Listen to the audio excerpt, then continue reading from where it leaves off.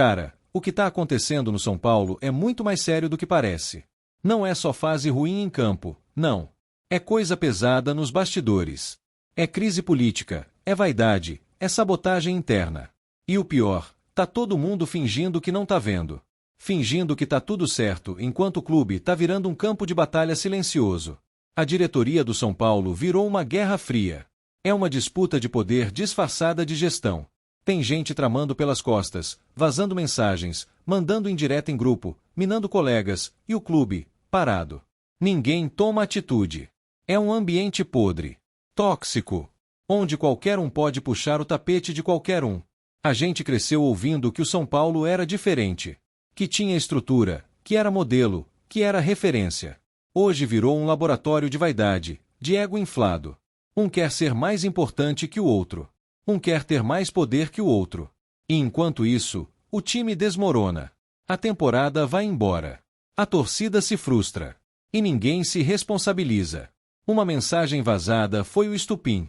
Um comentário irônico, postado no grupo errado, caiu na internet e botou fogo em tudo. Era para ser piada interna. Virou crise pública. E não teve volta. Depois disso, o que já era tenso ficou insustentável. As máscaras caíram. Todo mundo viu quem estava contra quem. E o São Paulo, que deveria estar unido, virou palco de guerra. O presidente tenta fingir que está no controle. Mas ele mesmo já está se alinhando com outro nome para tomar o lugar do atual diretor de futebol. A coisa é tão descarada que ninguém mais esconde. É disputa de bastidor, de cargo, de projeto político. E o torcedor? Que se exploda. Ninguém pensa na gente. Ninguém pensa no que isso causa no campo. Porque é claro que isso afeta o futebol. Jogador sente. Comissão sente. O clima fica pesado. O ambiente vira uma panela de pressão. O time entra em campo carregando a tensão de quem está sendo manipulado lá de cima. E como é que vai jogar bem assim? Como é que vai ter paz para trabalhar? E o pior é que ainda querem manter aparência de normalidade. Falam em planejamento, em foco no Brasileirão, em olhar para frente. Mas como é que vai olhar para frente com tanta facada nas costas? Como é que vai planejar o futuro se os caras nem se suportam na mesa de reunião? E quando surge a notícia de que um dos principais nomes da diretoria pode sair, ninguém desmente direito. Só jogam aquela nota protocolar, meio fria, como quem diz, se sair, saiu. E isso é sintoma de um clube que perdeu o rumo. Que já não sabe mais quem tá com quem. Que já não tem mais comando claro. A torcida tá cansada de ver o São Paulo virar campo de batalha política. A gente quer futebol, a gente quer desempenho, a gente quer vitória. Mas tudo que nos entregam é intriga, vaidade e jogo de interesse. Não tem projeto. Não tem união. E sem isso, não vai para lugar nenhum. E tem mais, essa disputa interna já começa a refletir nas decisões do clube. Jogador que é contratado por um lado e barrado por outro. Técnico que recebe orientações contraditórias. Departamento que se sabota. É uma bagunça institucional. E ninguém faz nada. É revoltante, porque o São Paulo tem tudo para estar num patamar muito maior. Tem história, tem torcida, tem estrutura. Mas é maltratado por dentro. Roído por dentro. Destruído por dentro. E enquanto isso, os rivais vão passando, crescendo, ganhando, deixando a gente para trás. A verdade é que o São Paulo precisa de uma limpeza geral. Uma renovação completa. Porque não adianta trocar jogador, trocar técnico, se o problema está no alto da pirâmide. Se quem manda não sabe liderar. Se quem deveria unir só divide. Esse tipo de crise política não começa do nada. Ela vem de vaidades alimentadas ao longo dos anos. De promessas de poder, de acordos de bastidor, de traições silenciosas. E chega uma hora que estoura. E estourou. Agora tá tudo exposto. E é feio. É deprimente. Se continuar assim, a gente corre o risco de perder os poucos nomes competentes que ainda restam. Porque ninguém aguenta trabalhar num ambiente assim. Ninguém rende sob pressão política. E aí vamos ficar com os mesmos de sempre, aqueles que só pensam em eleição, em cadeira, em influência. É doloroso dizer isso, mas o São Paulo hoje parece um clube abandonado por quem deveria protegê-lo. Um clube sem liderança de verdade. Sem comando com coragem. E sem rumo definido. O barco tá à deriva. E a tripulação tá ocupada brigando entre si. A gente já viu esse filme antes. Em outros anos, com outras figuras. Sempre começa assim, pequenas rusgas, mensagens mal interpretadas, vazamentos, e termina com demissão, crise no vestiário e temporada jogada fora. Tudo de novo. Sempre o mesmo ciclo. Enquanto isso, a torcida sofre. Sofre porque ama. Sofre porque ainda acredita. Porque ainda sonha com um São Paulo forte, unido, competitivo. Mas como é que vai ser forte se os próprios dirigentes puxam o tapete uns dos outros? Ninguém mais confia em ninguém lá dentro. Cada decisão é uma queda de braço. Cada entrevista é uma alfinetada. E cada tropeço do time vira munição para disputa de poder. É um ambiente onde o futebol virou detalhe. Onde o jogo é outro. Muito mais sujo. Muito mais traiçoeiro. E o mais revoltante é ver que isso tudo poderia ser evitado. Bastava ter comando. Bastava ter um presidente com pulso firme, que colocasse a instituição acima dos nomes. Mas o que temos é um mediador, não um líder. Um político, não um gestor. O São Paulo não pode ser laboratório de vaidade. Não pode ser trincheira de guerra política. Precisa ser clube de futebol. Clube de projeto sério. Clube de planejamento. E para isso, precisa acabar com essa guerra fria. Precisa tirar quem não soma. Precisa colocar gente que ama o São Paulo mais do que ama o próprio ego. Enquanto isso não acontecer, a gente vai continuar vivendo isso. Crise, vergonha, vexame. Não por falta de camisa. Não por falta de torcida. Mas por falta de caráter nas decisões lá de cima. Por falta de coragem para cortar o mal pela raiz. O São Paulo tá doente. E o pior sintoma é esse, a indiferença. A frieza de quem deveria lutar pelo clube, mas está preocupado só com sua próxima eleição. E quem ama de verdade vê tudo isso e sente nojo. Porque esse não é o São Paulo que a gente aprendeu a amar. Tá tudo errado. Tá tudo invertido. E se ninguém tomar atitude, se ninguém tiver coragem de romper com esse ciclo podre, o clube vai continuar afundando. Em silêncio. Na omissão. Na covardia. Chega. Já deu. O São Paulo não merece isso. A torcida não merece isso. A instituição não merece isso. É hora de romper. De limpar. De reconstruir. Ou vai acabar tudo. E a gente só vai ficar com as lembranças. Porque o presente já tá virando pesadelo. Antes de seguir para a próxima notícia, nos ajude se inscrevendo no canal e deixando o like para ficar por dentro de todas as novidades do nosso São Paulo. Agora vamos para a notícia. O boato que tomou conta do Morumbi nesta manhã tem nome e sobrenome de goleiro campeão, Keylor Navas.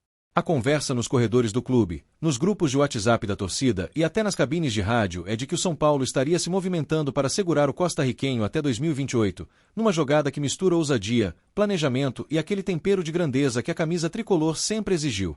Como torcedor, confesso que o coração acelera só de imaginar a experiência, a liderança silenciosa e os reflexos do Navas vestindo nosso manto e apontando o dedo para a linha defensiva, organizando tudo como maestro debaixo das través. Não é de hoje que a diretoria flerta com movimentos de impacto para consolidar um ciclo vitorioso, e a ideia de um contrato até 2028 soa como um recado para o continente. O São Paulo quer protagonismo, quer títulos, quer um pilar sólido no gol para sustentar a proposta de jogo de Hernan Crespo. Com Navas, ganhamos não apenas defesas milagrosas, mas também uma cultura de alto rendimento que irradiaria para o elenco inteiro, principalmente para os mais jovens, que viriam, no dia a dia, como trabalha um atleta que já viveu as noites mais pesadas da Europa. A sinergia com Crespo, então, salta aos olhos. O técnico que devolveu ao tricolor um sentido claro de competitividade sabe que a primeira pedra de um time campeão é a confiança lá atrás. Crespo valoriza a construção desde a saída de bola, mas não abre mão de um goleiro que fecha o ângulo e impõe a respeito só pelo posicionamento. Navas, com seu histórico de decisões e sua leitura absurda de jogo, parece desenhado para o modelo em que a última linha joga adiantada, o time compacta setores e cada passe precisa ter destino certo. A especulação sobre 2028 tem sabor de projeto, não de aventura. Fala de blindar a meta por vários anos, de permitir que a diretoria planeje reforços com a serenidade de quem sabe que o setor mais sensível do campo estará nas mãos de um especialista. E, para nós, torcedores, não há nada mais tranquilizador do que olhar para o gol e sentir que o impossível pode ser defendido, que a bola mascada, o chute cruzado no cantinho, o cabeceio venenoso aos 45 do segundo tempo podem, sim, virar manchete de milagre. Imagino o Morumbi lotado, a luz batendo no número do uniforme, e Navas orientando a zaga com aquela calma de quem já viu de tudo. A torcida tricolor tem um faro especial para ídolos. Não é só sobre catar defesas para o DVD, é sobre encaixar no espírito de luta, de se agigantar em noite grande. E, convenhamos, Navas é nome de noite grande. O rumor de vínculo até 2028 acende o imaginário coletivo porque conversa com a nossa ambição, construir não apenas uma temporada boa, mas uma era reconhecível. Há também um componente estratégico inegável. Com um goleiro desse calibre, Crespo ganha margem para ajustar detalhes ofensivos sem a aflição de que qualquer erro lá na frente custará caro. Um time que sabe que o goleiro vai segurar a onda risca passe entre linhas, tenta infiltração, adianta lateral, aperta pressão pós-perda. É a coragem que nasce da segurança. E segurança, no futebol, tem rosto. No nosso sonho atual, tem o rosto de Keylor Navas. A negociação, como toda grande negociação, exigiria engenharia financeira, criatividade e um discurso muito bem alinhado com a realidade do clube. É aí que a diretoria precisa mostrar jogo de cintura, apresentar projeto técnico, plano de imagem, possibilidade de liderança de vestiário e, claro, uma trajetória de títulos que devolva ao goleiro a vibração que sempre o moveu. Com Crespo no comando e um elenco que mescla experiência e fome, o ambiente para convencer um nome desse porte parece dos mais favoráveis. O vestiário, por sua vez, ganharia um farol. Goleiro com lastro internacional costuma puxar padrão de treino, elevar a régua da concentração e estreitar margem ao erro. A defesa cresce, os volantes se posicionam melhor, os zagueiros passam a enfrentar os duelos com outro tônus. Esse efeito cascata é o tipo de impacto silencioso que constrói campanha, que transforma jogos encardidos em vitórias sofridas, que soma pontos de campeonato onde antes a gente tropeçava. Para a torcida, o rumor chega como um sopro de autoestima. O São Paulo sempre se mediu por seus gigantes de área, por seus líderes técnicos. Ver o clube ser associado a um contrato até 2028 com Navas mexe com nossa identidade, porque sinaliza um tricolor que se enxerga do tamanho de seus sonhos. E, quando a instituição acredita, o Morumbi vira caldeirão, a atmosfera que transforma chute comum em foguete, carrinho em canto, defesa em grito tribal. No campo, a compatibilidade de estilo é encantadora. Navas é a explosão de um passo, leitura de cruzamento, mão firme no canto baixo, coragem no 1 contra 1. Com Crespo, tende a ser peça ativa na saída curta, quebrando linhas com lançamento quando a pressão adversária aperta. Essa versatilidade não é detalhe, é diferencial tático que decide clássico, principalmente quando o adversário bloqueia os corredores e empurra nosso time para o erro. Há também o simbolismo do calendário. Falar em 2028 é dizer que o São Paulo planeja horizontes de médio prazo, com metas por temporada, degraus que se sobem com disciplina. A presença de um goleiro dessa estatura vira âncora de elenco, reduz a rotatividade em um setor vital e abre espaço para que a diretoria invista com precisão cirúrgica em outras áreas do campo, sem apagar incêndio no gol a cada janela. No imaginário do torcedor, é impossível não desenhar cenas. Pênalti no fim, final em casa, chuva caindo grossa, e Navas parando o chute com a ponta do dedo que parece ter olhos. Ou aquela defesa de Manchete aos 47 que vira mosaico nas arquibancadas. A gente vive de lembranças e de futuros possíveis, e o rumor que corre hoje alimenta justamente essa chama que nunca se apaga no peito tricolor. Do ponto de vista de grupo, a chegada de um nome desse porte costuma atrair outros atletas, mexe com o mercado, torna o projeto ainda mais sedutor. Jogador olha para quem está no gol e entende o tamanho do compromisso da diretoria. Crespo, que gosta de elenco comprometido e faminto, ganharia um aliado natural na cobrança diária, naquela cultura de treino que transforma talento em resultado. Claro, rumor é rumor, e nós, torcedores calejados, aprendemos a abraçar com paixão sem perder o senso de realidade. Mas há boatos que fazem sentido porque alinham necessidade, identidade e oportunidade. O do Navas até 2028 é exatamente desse tipo, conecta o que precisamos em campo com o que desejamos como instituição. E, quando esses vetores apontam para o mesmo norte, vale prestar atenção. Enquanto aguardamos cenas dos próximos capítulos, o simples exercício de imaginar o Morumbi entoando o nome de Navas já aquece. Crespo no banco, punho cerrado, o time encaixado, a defesa sólida, e o goleiro costarriquenho fechando o gol com a serenidade de quem já defendeu o impossível.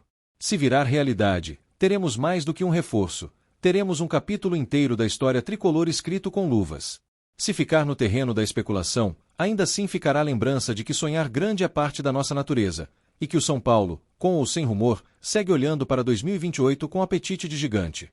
No fim das contas, é isso que nos move, a certeza de que o tricolor não cabe em planos tímidos. Um goleiro do tamanho de Keylor Navas, um técnico como Crespo, uma torcida que empurra como nenhuma outra, a soma desses fatores desenha um horizonte que dá gosto de perseguir. Se o boato virar assinatura, o Morumbi vai saber agradecer. E nós estaremos lá, como sempre, para cantar ainda mais alto e proteger, com a nossa fé, cada defesa que ele fizer. Apresentamos as últimas notícias do São Paulo. Inscreva-se no nosso canal e deixe seu like para continuar recebendo informações exclusivas. Não se esqueça de deixar sua opinião sobre essa notícia nos comentários. Até o próximo vídeo.